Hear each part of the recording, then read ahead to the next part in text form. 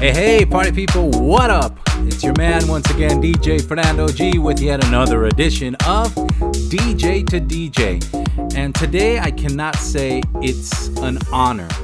Today I literally have to say that I am proud to be able to interview this DJ. Because not only is he a talented individual and happens to have one of the number one radio mix shows here in Southern California, he happens to be my nephew. Ladies and gentlemen, DJ Lenny G. What it do, mijo? How you doing? I'm good. How about yourself? I'm doing good here, man. So obviously, you and I go way back, right? Of course. To my days of being, getting my butt wiped and vomiting on you, So of course. so we're gonna start literally way at the beginning because you were literally. And this is no exaggeration, you were by my side as I was learning to DJ. Mm-hmm. Your mom, my sister, would ask me to babysit you on weekends.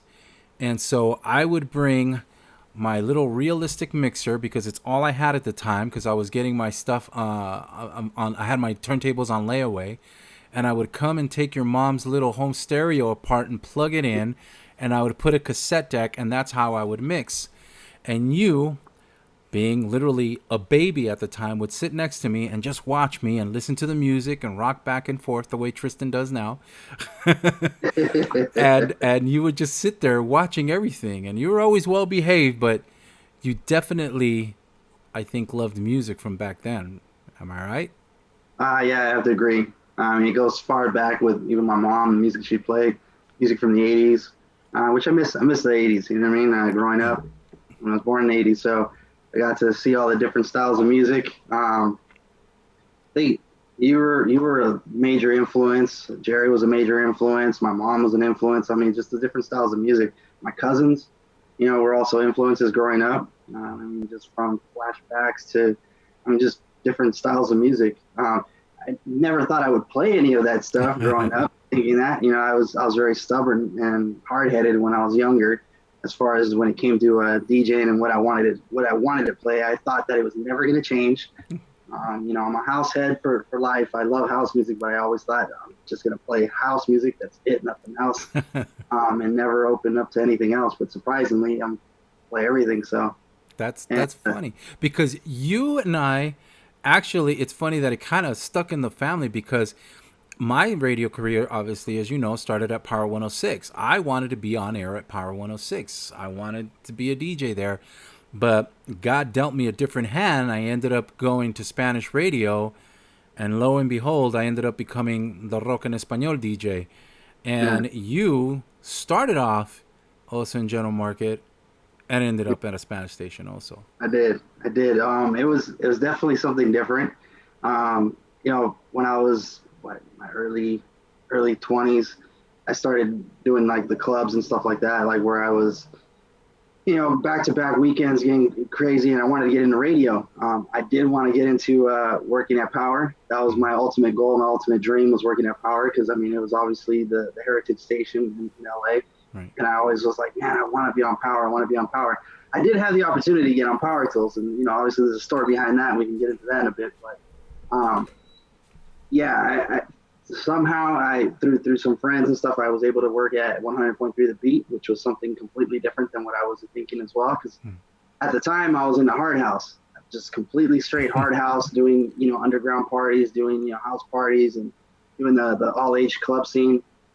And I always told myself, I'm never going to change. This is what I'm going to play. I'm going to stick to hard house. I love hard house music and that's it. So, the music changed. Hip hop became more of a popular thing around that time, and I had to adapt. It was either one of those things I was either going to be left behind and not getting more bookings because I was starting to lose all my bookings because I was a hard house DJ. And some of the promoters would tell me like, hey, the times have changed. It's not what you think. To the point where I was only playing like 20, 30 minutes tops because I was just playing nothing but hard house. And so I figured, I'm going to have to start little by little integrating some of the hip hop. I figured, as long as I get a few hip hop records, off to the side and fine, I'll use that if I have to, if I transition over. Right. And then little by little, I ended up growing. And at the time, I was working at a record shop, Astro Records in Glendale.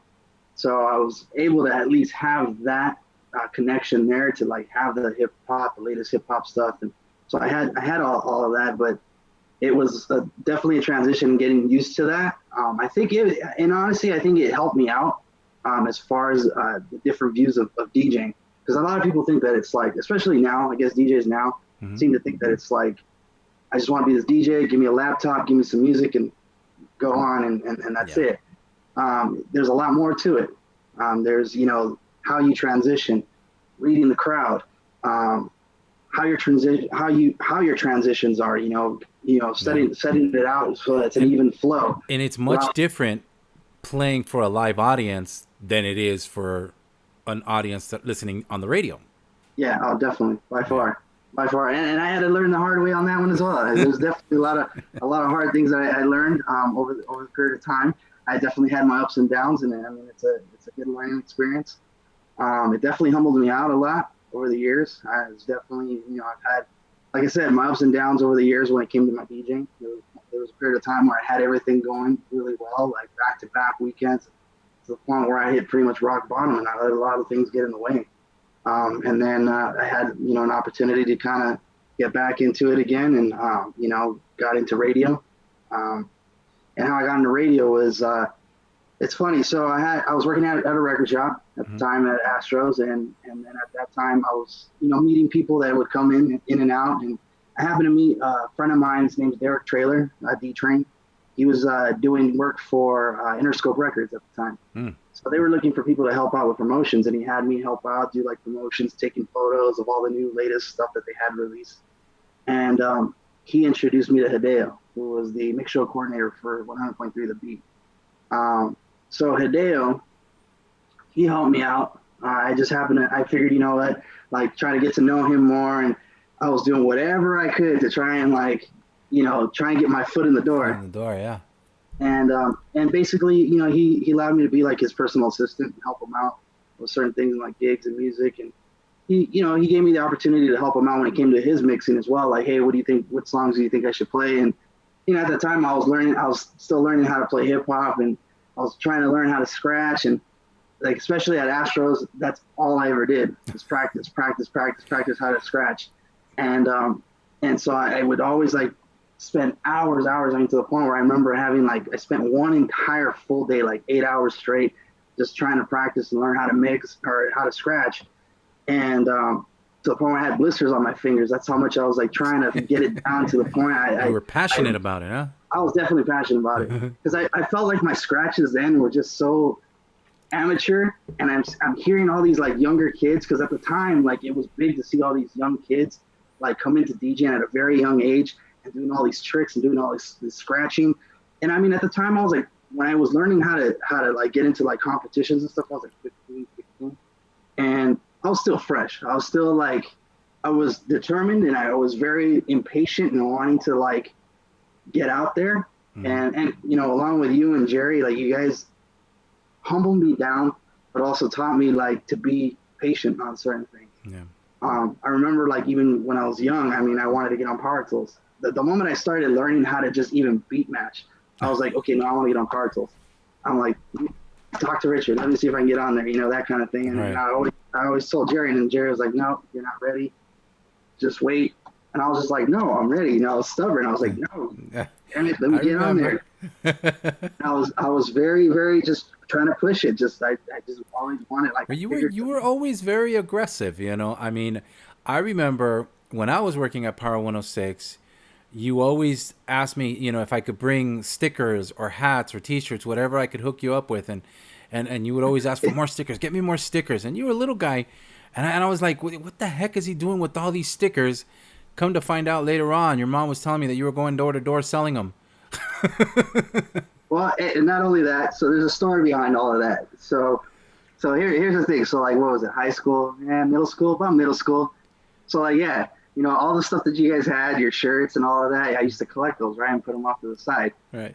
That's how badly like I was trying to like get into DJing and be like the cool guy. You know, I was trying to be cool with my friends in school. And I remember, I think it even went far back as even like 6th grade. I remember that. Yeah, in fact, I think Jerry came to DJ one of my like graduation parties for my 6th grade class. And at that time, I used to tell everybody that I was a DJ. You know, I was like, oh yeah, I DJ, blah, blah, blah. And at that time, I don't think I was even really DJing yet. I think I used to just watch you guys, you know, and you guys used to have everybody over, and, you know, you guys used to have the 4 turntables set up. That was the first time I ever saw that. I was like, oh, that's so cool. And I just remember, like, you know, seeing it at the house over in Highland Park, or what was it? I guess the townhouses you guys were living at the time. Monte Vista. Yeah, and you guys had the 4 turntables set up. I was like, oh, that's so cool. Like, man. And I just remember I used to talk about it. I used to brag about it at school. I was in 6th grade. I'm like, yeah, I'm a DJ, this and that, blah, blah, blah.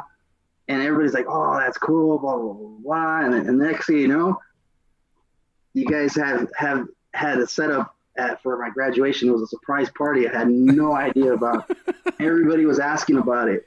And they're like, oh, you know, you're gonna DJ also. And then to find out, you know, Jerry's like, oh, so I hear you telling everybody that you're a DJ. So I kind of got put on the spot trying to, like, oh, hey, why don't you go on? And I'm just like, yeah, no, like, trying to avoid it as much as possible. Like, I don't want to, like, show that obviously I don't know how to do it at that time. But then moving forward, I go into middle school, and I was a kid that would always listen to Power Tools. At the time, I was always listening to it from like 12 a.m. to 4 a.m., recording the top 10 mixes. And that's how I used to, like, go help out Jerry with, like, you know, shopping for vinyl and everything. So I didn't really know how to DJ per se. I got into it when I was 10, like watching you guys. And I started trying to learn and stuff like around that time, around 11 years old, and trying to beat match. I probably didn't get the beat matching part until about like 12. And so, like, at that time, I just remember I was in middle school, and I was still learning how, I was dabbling with it. I was still beat matching and stuff, but I wasn't doing any clubs.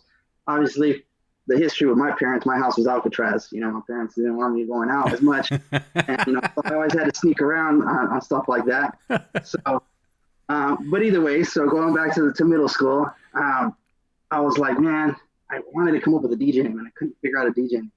So I'm listening to all these DJs that were, like, locally around in LA at the time when Power Tools, like, would have all these local DJs.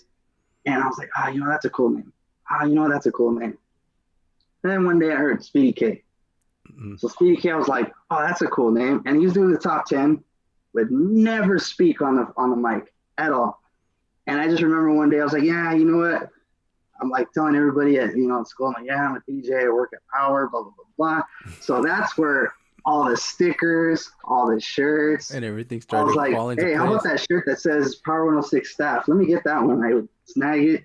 And I'm like, yep, see, I work at Power. So everybody's like, oh, that's cool. You work at Power. Oh, you're Speedy K, blah, blah, blah, blah. And I told everybody, I'm like, yeah, I'm Speedy K, blah, blah, blah, whatnot. And so everybody believed it.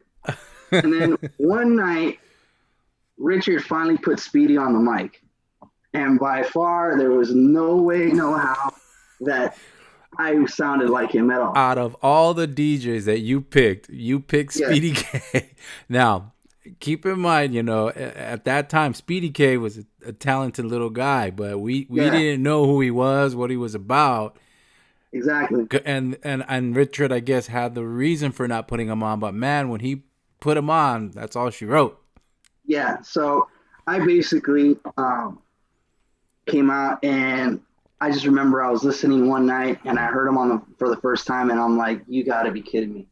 I'm like, I hope nobody heard this. I hope nobody, you know, I'm like, nah, nobody heard it. You know, it's late at night. Who's going to hear it? It was a quick little interview, whatever, whatnot. Well, then little did I know, Richard started doing the afternoon mixes and kind of like throughout the late afternoon. And they had him go on then at that time. And the Baker Boys were over there interviewing him. And he's, you know, high-pitched voice. Yeah. Sounds, you know, like I'm like, man, what am I going to tell everybody? Well, I'm like, yeah, that's just how I sound on the mic. That kind of thing. Yeah, no. So everybody, I just remember I was at school, and I just remember everybody like, hey, man, that ain't you. That's not you. And I'm like, man. And so I had to face the music. I'm like, you know what? Like, and it was like even to the point where even the high schoolers were like clowning on me. And they're like, you're not Speedy, ha ha ha, you know, whatever. Yeah. And I'm like, look, I'm not, but I do DJ. And so for a while, I did get, you know, clowned on for a while, you know, whatnot. But it's funny. It's like I still keep in contact with a lot of people from my high school, and they see me now, and they're like, hey, you know what? Congratulations, you kept you kept on going with your dream, and I see what you're doing. That's great. It's great to see that you're on radio and you're doing, you followed your dream and whatnot. So yeah, I mean, it looked bad Yeah. then, but That's now, funny. And I have a story to tell you because your uncle Marco, as you know, was the one that introduced me to turntables when we were in Honduras. yeah, And this was just a little bit before you were born. This was in the late 70s. And he introduces me to turntables and stuff. And he's mixing these cassette tapes and stuff like that. So I end up getting a Walkman and I end up taking it to school and I'm taking his mixtapes and I did the same thing. Yeah, man, I'm DJing and stuff. I was already messing around with turntables, but I would just cut from one song to another song and he was yeah. beat mixing. He was doing his thing. And so I would say, yeah, listen to my dad. They were all like, oh, wow, that's cool. I never got caught, but I faked it till I made it as well. And I think many people do that, especially at a young age like that. You know, Yeah, yeah. I was in middle school, and then like it was all to impress a girl that I would like had a crush on in high figures school. the Gonzalez curse. And so that's why I was like, I wanted to impress her, and it turned out she was into the music that we were playing at the time. And I was like, man, and I was DJing. I was doing little like birthday parties and little things here and there. Working with Jerry and stuff like that, and working with both of you guys. And so at that time, I was DJing, just wasn't out in the scene because obviously, like I said, my house was Alcatraz. Right. Still, regardless, I love my mom. She did it for a reason. So So let's go back a little bit. And what was the first time that you actually DJ'd, whether it was a house party or where was the first event that you actually did? Do you recall what that was? I would have to say I think it was like a private party. I think I did a private party with Jerry. Like that was the first time I remember doing some stuff there. Occasionally, like I tried to get into a club. I remember one time I was at Century Club. Jerry was trying to help get me to like get my little foot in the door, and I Mm-hmm. remember they were doing some event. It was a special event that was going on, and he was like, "Here, wear this jacket." Yeah. And it turned out they were like, "Yeah, no, you don't have your ID, so you can't come in." So Uh, I tried, but hey, it was worth a shot. But that's at least I funny. could say I set foot in the door before they shut the entire club down and mowed it over. But Right. the Central Club was a really nice venue for that. Yeah, I actually had got a chance to play there when I was on Viva. I played there a couple of nights. It was pretty cool. Yeah. It was a night that we had King Africa on stage. He was Okay. performing Yeah. there. Yeah. That was pretty cool. It was a nice little Yeah. club. Definitely. Definitely. So So you, yeah, I mean, I'm sorry. Go ahead. no, I was just gonna say like that. That was basically, I think, the first time I started, learning how to DJ was like just little parties here and there. Mm, Most of the time, it was me practicing at the house, and just spending my summers. Every time I remember always wanting to go to my grandmother's and just being over there and just mix, mix, mix mix. Now, all did day. you get a chance to play on the turntables when we had the big boom box? Remember we were using that as our Yeah, speakers? that big old gray boombox. I remember that. Remember that? The gray and silver one. I remember that. Yeah. I It's mean, that thing. one song that I still remember to this day that I think I have like in my collection that I just even just driving around like now, just like on a Sunday afternoon or whatever, was Moscow Disco. Moscow Disco. Yeah, that's one of my jams. I love that Uh, one. that's the reason why. It's because I just remember every time you would play that song at the house, Yeah. and it was just like that's all I ever heard. So I think I got so like used to it, and I was just like, Yeah. one of my songs. Yeah. Moscow Disco by Telex. And I Yeah, mean, and it's funny because your Uncle Marco introduced me that to that song. That came out in the 70s. yeah, Okay. no, that's And old then school. in the 80s, they did a remix version, which was really cool because it started off with this big old train whistle. And then you heard the little, little train effect and Yeah, stuff. And it was really cool. And I always love that song. And that one always reminds me of Marco as well. So yeah, obviously, your Uncle Jerry, my brother Jerry Freedom, he helped you out a lot in the early yeah, days. yeah, So definitely. We were like, I guess you could say we're like I'm probably like the younger brother, not really yeah, like pretty much. uncle and nephew. It's more like younger brother. We go back and forth and stuff, um, but yeah, I mean, over the years we helped each other out, like when it came to like buying music and stuff, because I would always stay late at night listening to Power Tools, what was the hottest song or whatever, or listen to Mm, Power throughout the day and record the songs, and then be like, okay, hey, go to a record store, hey, what's this song, blah blah blah, or whatnot. So we always used to, help each other out when it came to buying vinyl, where I would buy vinyl and he'd buy the other half, and that kind of thing. I definitely learned from both of you guys. Marco, I didn't really get too much a chance because that was after the time you guys Right. pretty much Yeah. took over. He influenced us, and then we influenced Yeah, you. yeah. Yeah. One thing for sure I do remember was just you guys motivating me to actually use the DJing as an incentive for me to graduate high school. So that was Yeah. another thing too. I remember like Marco had his equipment, and my first set was the deal was graduate high school, turntables yours. So I mean, turntables are definitely not cheap. Yeah. So I was like, all right, I still have that set, still to this day. Really? Yeah, those Wow. things are like tanks. Yeah. All you gotta do is just replace the parts, and you're good to go. Yeah. But yeah, I still have that first set of turntables from when I graduated high school and Now those were the 1200s or the 200 the hundreds. 1200s? Yeah. Yeah, Yeah, because the 1200. original ones were real heavy. Yeah, They were like, they were big and bulky, and then later on, I guess, because of technology and stuff, things started to change. But yeah, yeah, they were heavy. yeah, definitely for sure. So I mean, I that was motivation at least for me to graduate high school. It was to stay on top of my grades and things like that. Mm. So that was a good thing.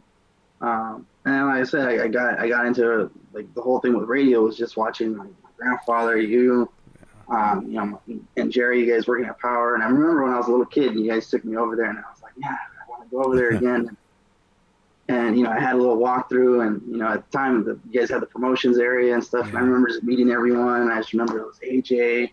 I forgot who else. Oh, and some other people that were there, and I just remember having that. It was fun. It was just fun to see you guys all there, just Yeah. kind of joking around and stuff.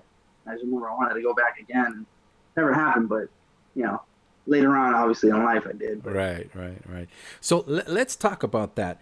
What were the steps that you had to take to get into radio? Like your very first gig? Like you entered in promotions, if I recall correctly. yeah, so when I met Hideo, um, I got to thank my boy D Train because he's the one that took the time to like introduce me to him. And Hmm. his idea was for Hideo to take me under his wing and kind of work me into radio because I was talking to D Train, like, dude, how do I get into radio? Like he was really good to me as well over the years, and trying to help me out. So he linked me up with some of the right people, and that's when he introduced me to Hideo. And then Hideo, I ended up building a really really good relationship with him. And rest in peace to Hideo. He was like a big brother to me. Hmm. He was a guy that I would talk to about everything. His personality was just 100% positive. Just he never at all ever negative about anything. His thing was just like, look, hate is a strong word. Never use it. Dislike, that's more like if you're gonna say something you don't like. Dislike is a word to use. Hate, you never want to use it. Very strong word. And and so he was just always finding the positive spin on everything. Hmm. Even to the point where even towards the end he was always just a really really positive guy, always smiling. That's all everybody ever knew about him was just a smile. He had a great smile. But when I was helping him out, just like being his personal assistant, I finally one day I just got frustrated and I was like, man, I'm like, Hideo, what do I got to do to get on radio?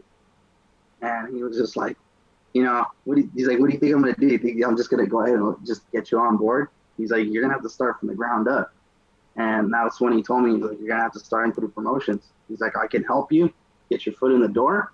But from there, it's really up to you. Hmm. So he set me up with an interview. And he told me honestly, he was very transparent. When I went and I did the interview, they didn't really think that I was going to be a fit. Hmm. But he stood up for me, and it just, he told him, he's like, look, he's a good kid. Why don't you just give him a shot? And it ended up being that I still keep a really good relationship with the people that were my bosses at the time. That's cool. And they see where I'm at now, and it's doing really well. So they look back and they're like, man, it's a good thing that we kept them. So I worked my way through there through promotions, and Hideo gave me the opportunity to try out for on-air mixing for the weekends. That's cool. On the beat. And at the time, I was applying at Power. I was applying over there, but the way they work is, they kind of spread it out seasonally, and then they go from whoever applied this time, you would probably get your chance probably 6 months from now, unless you really like outshine the entire group. Right. So At the time, I was just like, okay, whatever. And I had just got on air. And then all of a sudden, I get a phone call from Power. And they're like, hey, we want to bring you on board. And it was one of my friends I was working at Power too. And he's like, hey, he's like, we want to bring you back for an interview. And I'm like, oh, man, you guys are like 2 years too late. You know, I'm over here at the beat now. And at the time, I didn't think anything of like the format changing. I figured that the beat Solid, has, yeah. The it was radio there curse, yeah. solid, solid. They were not going to go anywhere. What can happen? Like I didn't think anything of it at the time. They were one of the original. They were the original hip hop Hip hop urban station, station yeah. for LA before Power. I mean, Power was top 40. Yeah. It wasn't even urban hip hop what it is now. Yeah. That's why Power So switched, because when they came on, they didn't really believe on it. And then they saw how the numbers took off and said, you know yeah, what? We got a bigger signal. We can dominate this, which they definitely. obviously did. Yeah, no, they definitely did. And then with the beat, it catered more towards the African American community, and then you had more of like the Latino community on Power. But it Hmm. was also they also had kind of like like you said, a stronger signal. And I think also the other thing that hurt the beat too is that they went from 92.3 swap over to 100.3, 100.3, and yeah. and what I learned is that takes time for the average listener to get accustomed to Yeah. that change and to notice what has happened. And at the time, I was like, oh, come on, like how long can it be? But Takes a when you while. work, it takes a while for it to like switch over to people's brains and realize like, okay, it's no longer 92.3, Yeah. it's 100.3.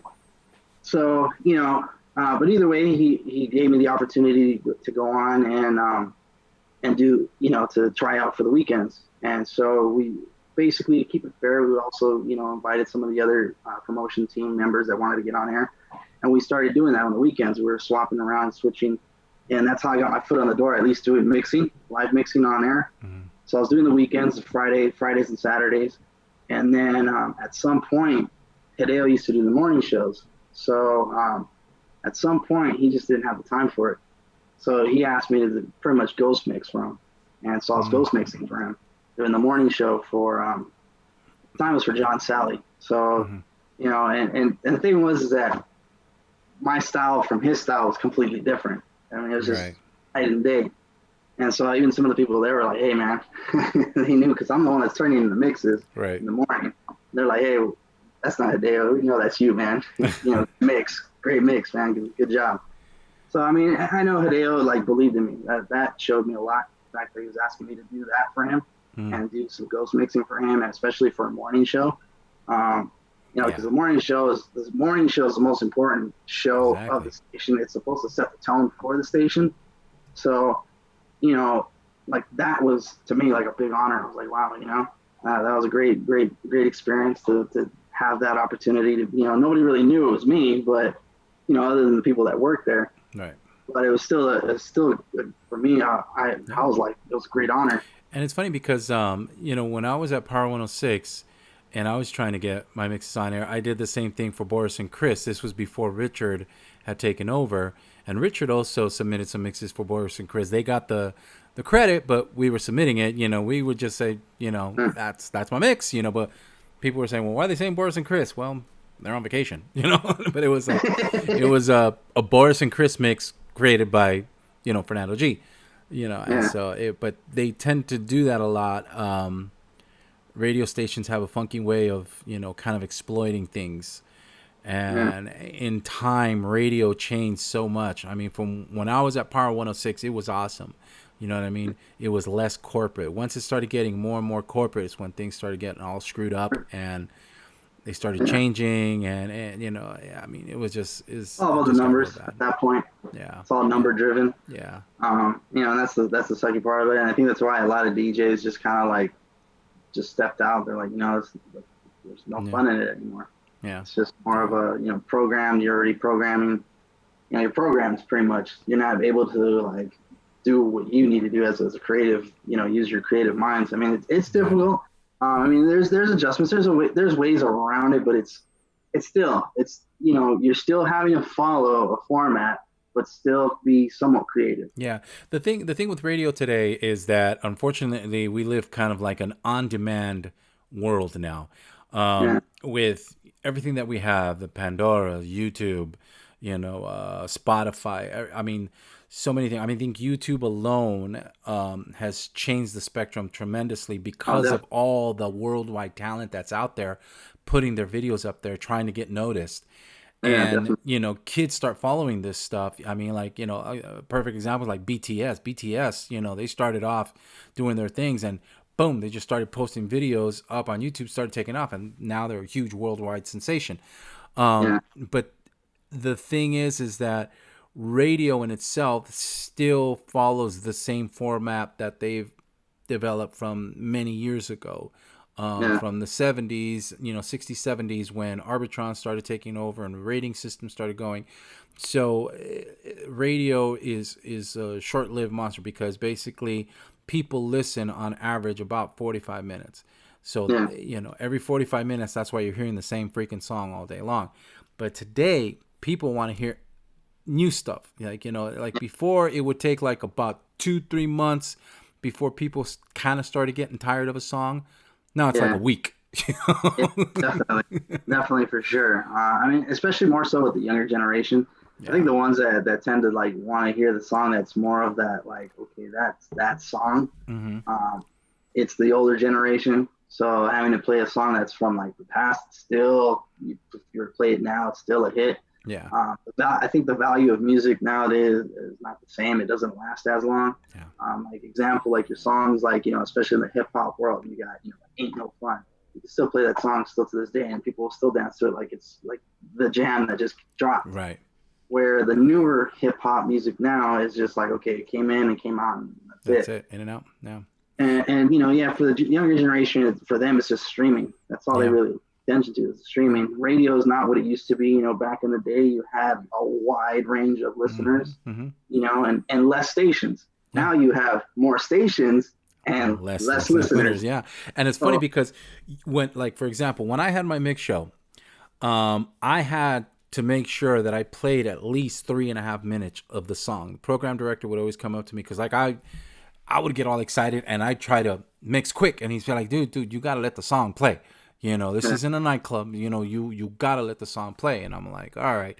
So we would have to, let the song play because people wanted to hear the song and stuff. yeah, Whereas today, like, I listen to you in the morning, and you're probably like about a minute and a half, boom, boom, boom, boom, and you're going in and out, and it's like, but today's youth, the millennials and the teens today, their time spent. It's interesting because, like, when I do a quinceañera or a sweet 16, I'll play a song and these kids go crazy, yeah, and they dance for 2 seconds and then they stop. yeah. And if Pretty my much. if I haven't gotten to the next That's song, how it is. right? I That's mean, they're definitely not how it gonna is. go for it. That's definitely how it is. Yeah. I mean, yeah, I mean, that's all part of like for me as programming. I mean, I play at least a minute and a half because that's enough for, Hmm. ratings to actually grab it Grab and it. see Yep. the song play, see Hmm. that the song played. But at the same time, I'm also trying to cater to not only the younger generation but also the older Right. generation. In the mornings, we have obviously older listeners that are listening, so they want to hear a little bit of the different stuff. They want to hear the older stuff like salsa. They want to hear bachata. They want to hear Yeah. merengue. They want to hear cumbias. And then we have the younger generation. They want to hear Bad Bunny. They want to hear Anuel. They want to hear all the newer stuff, J Yeah. Balvin, like that kind of thing. And where the older generation doesn't really. So it's like having to battle between both, Hmm. and feeding both of them enough so that to keep them still Yeah. tuned in. Which it's definitely a challenge. I mean, I'll say I've learned a lot. I would think that I'd be playing Spanish music for sure.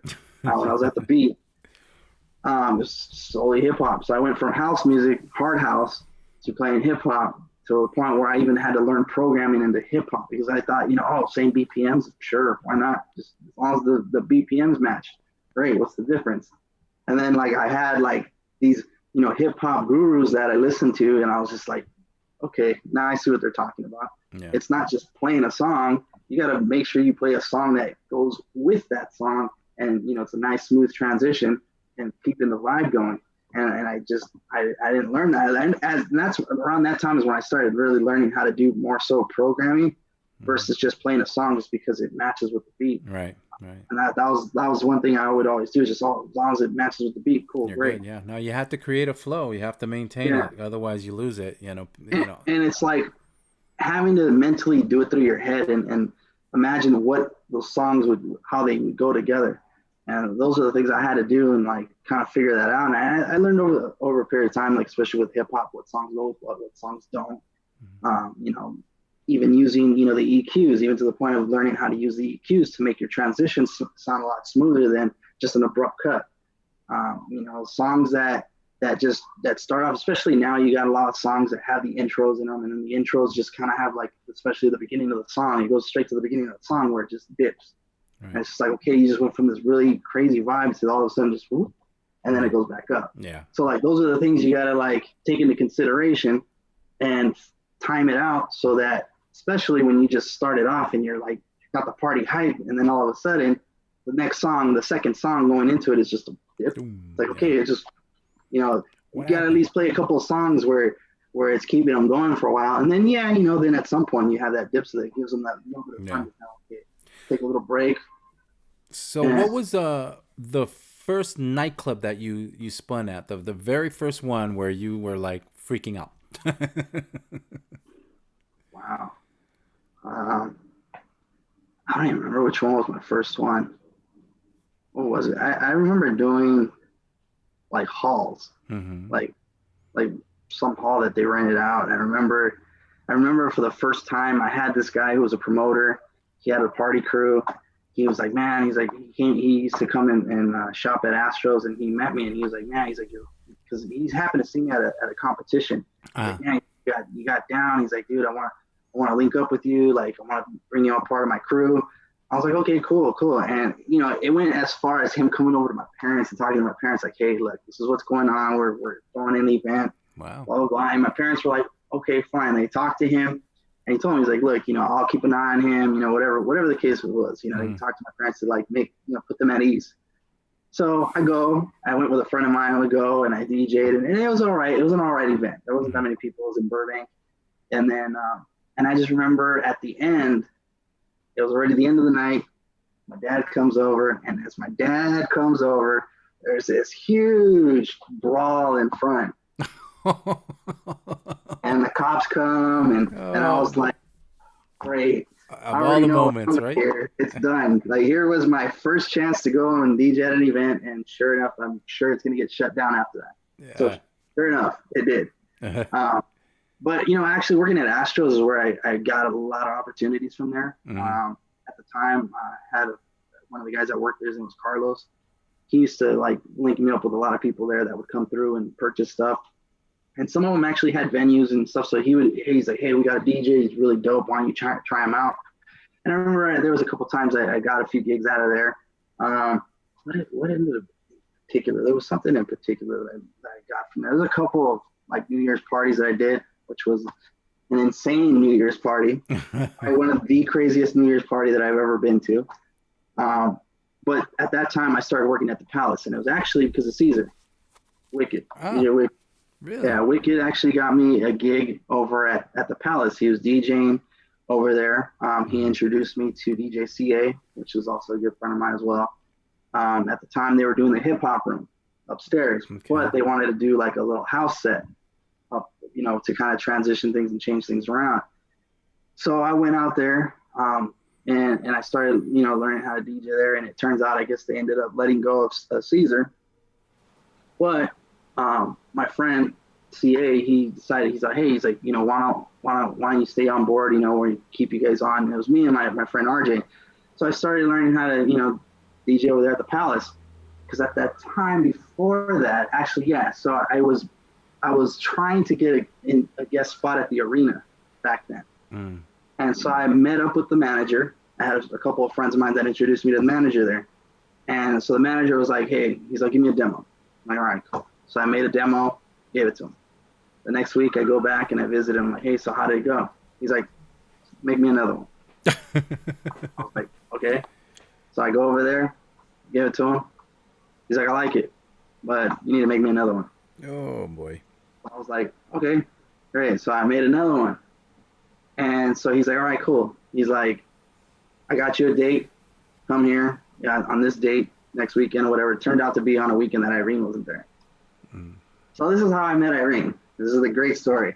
I love it. So at the time, Irene used to go out and, go out of state and whatnot. And she had out of state gigs. So Right. at that time, he was like, okay, perfect opportunity. Come on down, come and DJ. So I was like, fine. So she happened to be gone that weekend. I went the first night, and it was nerve-wracking because this is the arena. The You know arena what I was mean, huge. like this That place, capacity was like 1,000 plus. No, it was huge. yeah, 1,000 plus. It was like 1,200 Yeah. plus. And I mean, with a line like around the block, like Yeah. from one parking structure to the other, all the way around. Yeah. I mean, like this place was the place. And then next to it was Circus. Circus. And that was Disco. another one. That was another venue that everybody was like another long old line. And Yeah. at the time, there wasn't that many clubs back then. I think that was the other thing too. So like now, it's like every, before COVID and everything, there was like every spot was a club, a bar, or something was turning into something. But back then, it was the Palace, Florentine Gardens, Arena, and Circus. Circus. Yeah. There wasn't that many clubs around at that time. Yeah, because by the time you came around, Fantasia at the Bonaventure had already closed down. So that's when all the bigger clubs were taken over. Yeah, all the big clubs were huge at that time. And so I got to get my guest spot. I went and I DJ'd, and I had a great time. It was like amazing to just DJ, and like this place was packed. Yeah. And so I went back and I talked to the manager again. I was like, hey, is it cool if I come back again? And he's like, yeah. I'll come back, and like he gave me another date. So I go, I get there. I just finished my set, and I'm walking with my crates, walking down the stairs from the second floor. And as I'm walking down the stairs, I bump into Irene. And Irene's like, where were you DJing? I'm like, upstairs. She's like, where, in the hip hop room or in the main room? I'm like, the main room. And she was just like, what? No. And like, went, and I was like, what happened? I'm like, what did I do? So, I mean, I get it. It's her house. You know what I mean? I came in here and she had no idea what was going on. Right. So, at that time, and so, it's funny. We joke about it now. Irene, I love Irene. She's a great person. She's a hardworking DJ for sure. I think she's the first female, I think, that actually had to deal with, I think, a lot of because I mean, DJing was a male dominant, gig. So for her to be a female, being a DJ, a lot of people frown upon her, and then to be where she's at, and I do give her credit just on the hard work. Yeah, she's definitely a talent. She's awesome, man. She's badass. Definitely, she's got great energy when it comes to her mixing. Yeah. Just crazy, wild, energy. Yeah. So it was about, I think, like 2 years. And during that 2 year period, I went over to the Palace, and that's how I got over there and I started DJing there. So I was DJing there. At some point, they ended up changing the format over there as well, and they were kind of changing things and closing it out. So my friends hit me up again. They're like, hey, they got rid of the resident DJ over at the arena. Why don't you come and see if we can get you back in there? So I went, talked to the manager again, and so they were doing tryouts. So, at the time, everybody that was there that was involved, it was Irene and a couple other guys.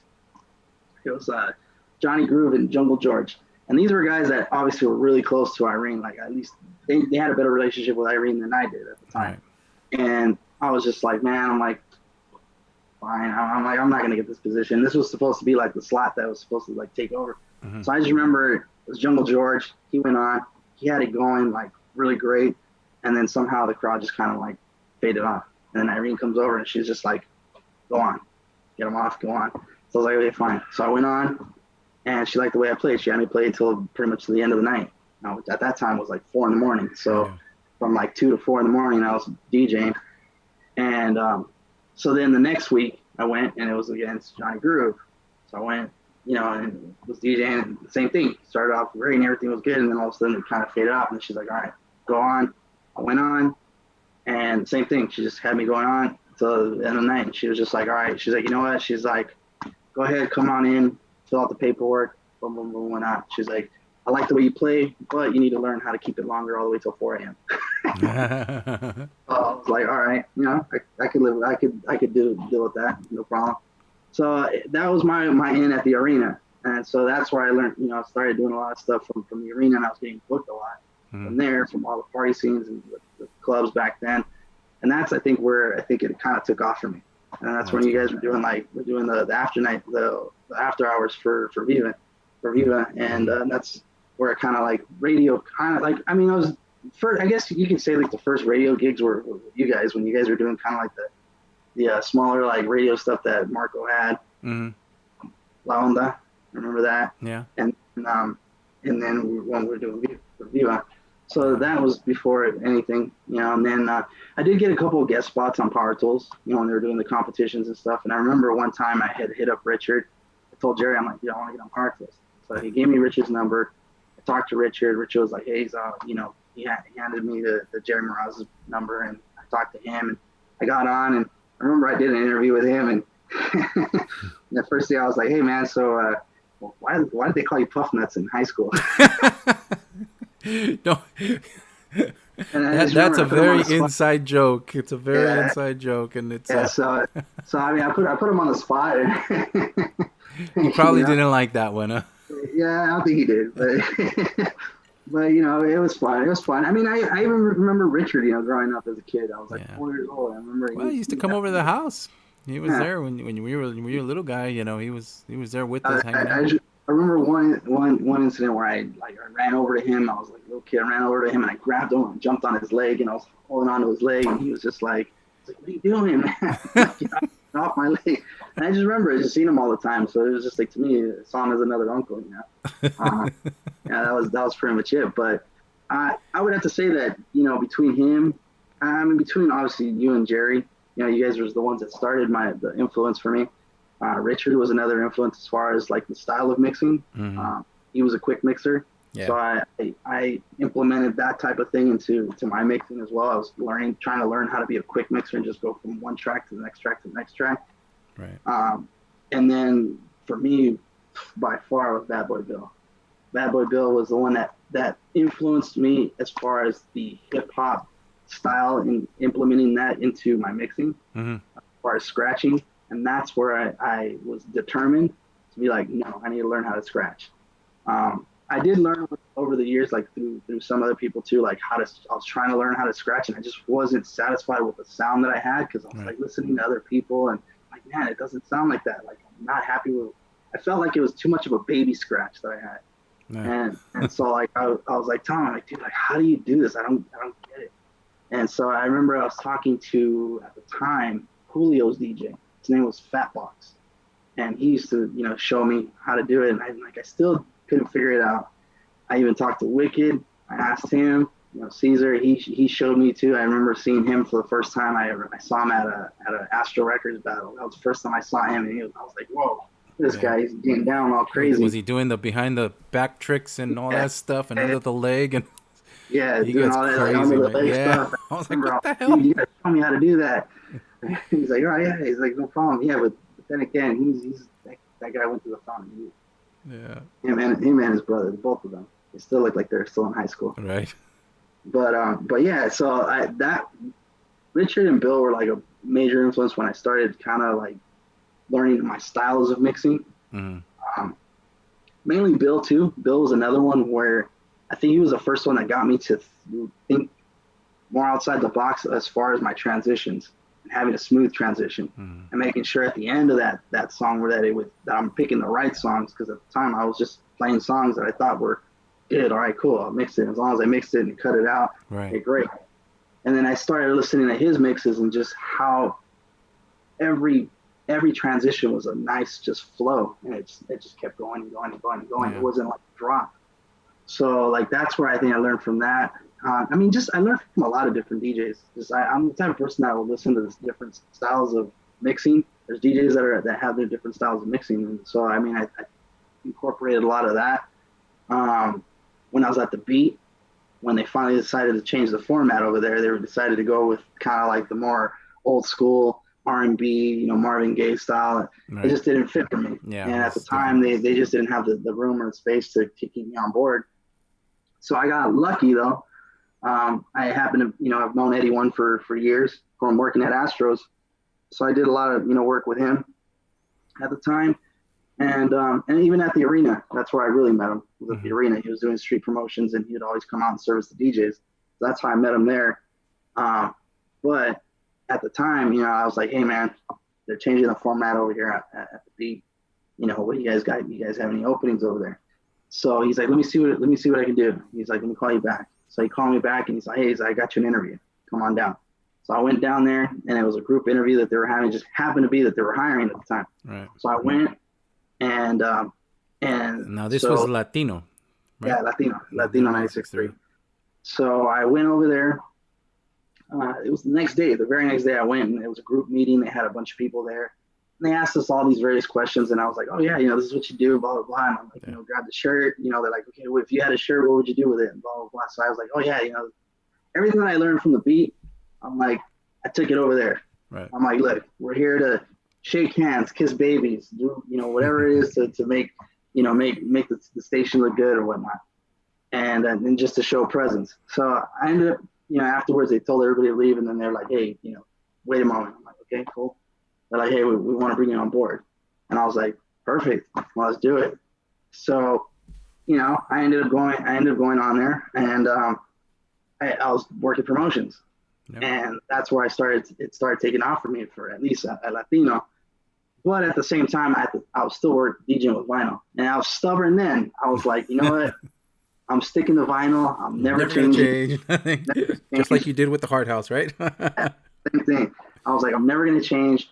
And I remember I was talking to my friend Dents, my boy DJ Dents. I used to work with him at the Beat. He's much respect to that guy. The guy's one of the hardworking DJs that I know still to this day. That, in fact, he's actually the Clippers DJ. So he's DJ for the Clippers. So yeah, he's an amazing guy. But he was the one that showed me, about Serato, and because he was one of the very first like radio DJs I was using it, and I was like, man, I'm never gonna use this. He's like, look, when you gotta carry 10 crates up a flight of stairs in the rain, he's like, trust me, you're gonna want this. And I was just like, yeah, nah, never. I don't care. I'm not gonna deal with that. And of course, yeah, he was right. Yeah. So, and eventually, like, especially with like reggaeton at the time, reggaeton wasn't coming out on vinyl. There was a lot of like bootlegs and guys that were like pressing them onto vinyl. But it was like to get all those songs on vinyl was just impossible. So I ended up switching over little by little. I didn't have the money at the time. I was working 2 part-time jobs. So I was still struggling, like trying to, but at the same time working radio and doing whatever I could to actually, stay in the radio. So I remember I bought a PC off of a friend of mine, and PCs for Serato, it's just the worst. Never again, never. That was a learning experience. So I remember I bought that, and then I bought myself a hard drive, and I literally bought myself a brick. It was literally a big brick. Ones, yeah. A big one. I'm like, man, I bought that thing. And I remember at the time I was DJing at La Mirage in Artesia. I just remember DJing there. And I had put that thing was just like, and just in the middle of my set, the thing just freaked out. And I was just like, I didn't know what to do. I freaked out. And then, my friend had to jump on, and I had to try and figure it out, whatever was going on. I had to shut it down, turn it back on. There was times too and that's when I started working on air at the station on Latino. But there was also, there was a period where I wasn't working there for about a couple of years. That was probably like one of my darker moments, and where I had to like start back over again. Yeah.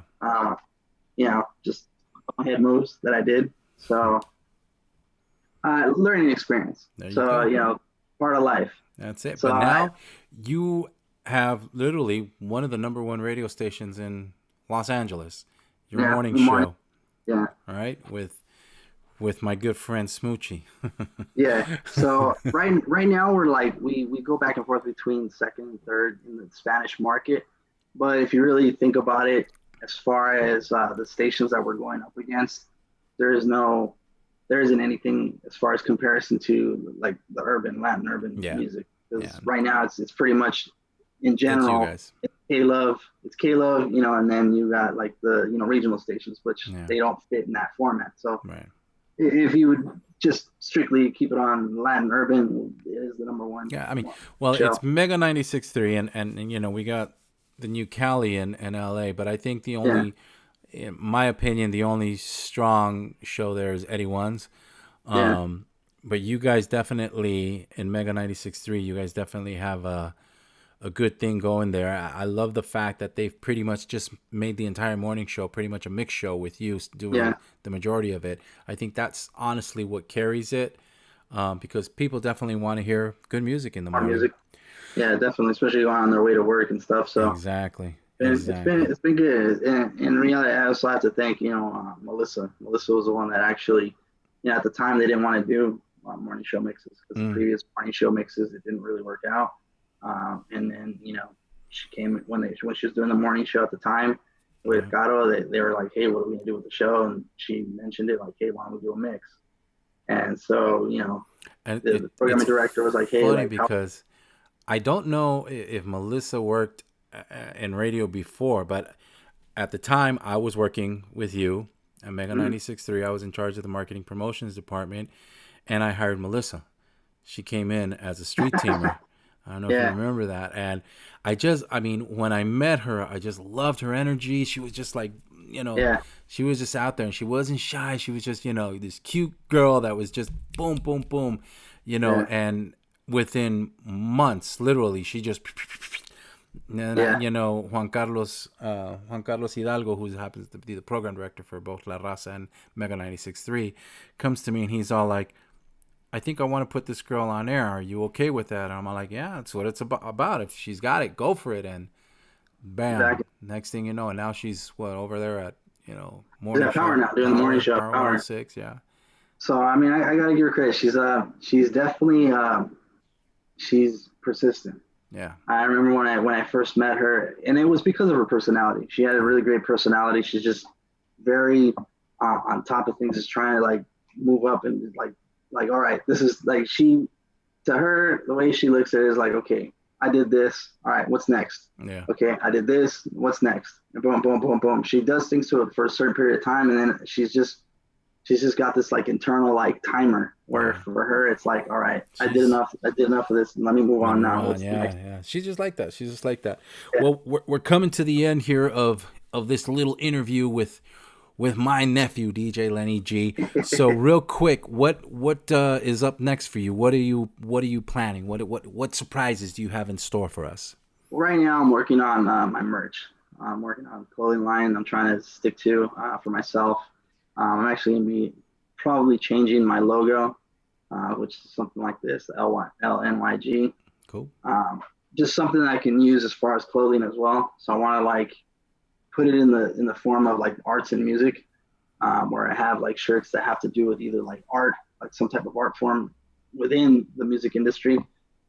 Because I know there's a lot of DJs that, at least for me, when I was buying T-shirts, I'd always wear T-shirts or whatever, and those are the things that I think a lot of DJs get attracted to. But if it's also having to do with like some type of form of art, or images of like DJ equipment and things like that, like those are the things Right. I'm going to be working on.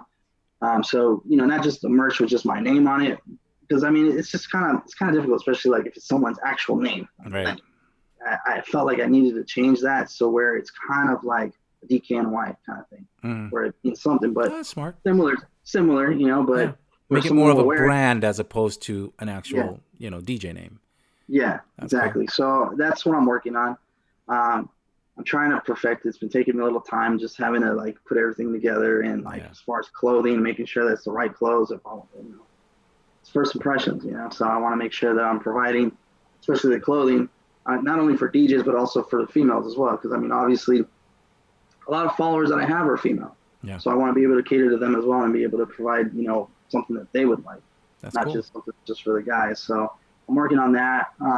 At some point, I need to start dabbling into like remixes and production and stuff. I've been Yeah. dabbling a little here on like just edits Been telling for you myself. that for quite a while now. Yeah, I've been on you. yeah, I'm, yeah, and I'm, because of your nephew, I got the itch, and I'm starting again, going back to remixes and production. So I'm yeah. gonna start working on that myself.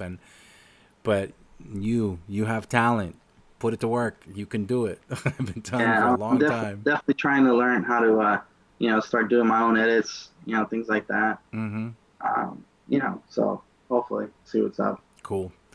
All right, mijo. Well, listen, we I want to thank you. Okay, No, again, thank you. Thank you for having me on. Appreciate it. I'm so proud of you. I'm so glad that your success is taking off. I wish you the best of luck with the clothing line, Thank you. and keep up the great work. And for those of you watching, and if you're in the Los Angeles area, make sure you catch DJ Lenny G every morning on Mega 96.3 FM. Right. Yeah. Yes, sir. And he's got it going on there. And then, of course, we're going to have all his links right down here. And always, always make sure to subscribe, click the bell so that you get notified as to when we have another amazing talent like Lenny G. Thanks again, mijo. I appreciate you. Thank you. I appreciate it. Thank you for having me. Just remember, it's actually partially because of you why I'm here. So. But you know what? You are where you are because of your persistence and your talent.